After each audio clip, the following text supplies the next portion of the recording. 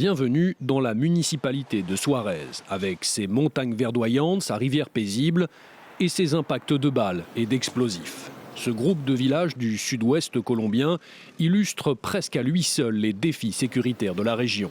Ici, les groupes paramilitaires s'attaquent aussi bien aux forces de l'ordre qu'aux civils.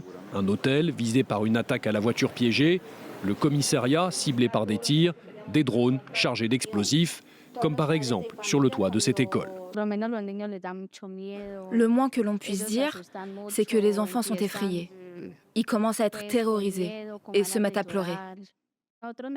On mérite de vivre en paix et en sécurité. Pas seulement nos enfants, nous aussi.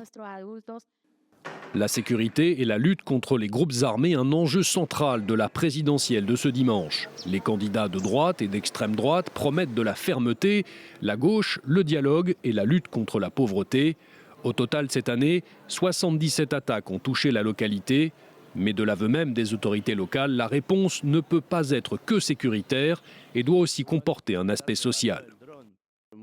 Beaucoup de dialogue, du dialogue pour la paix, surtout ici.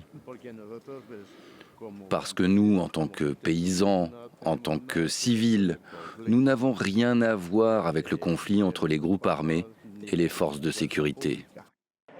Derrière les violences, on retrouve notamment cet homme, Ivan Mordisco. Ce dirigeant d'une faction dissidente des FARC avait pourtant entamé des négociations avec le gouvernement avant de claquer la porte des discussions et de reprendre ses attaques.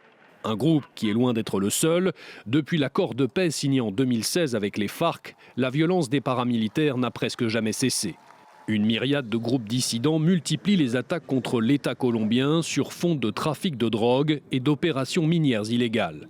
La sécurité, enjeu central de cette campagne qui aura aussi été marquée par des violences politiques et notamment en 2025.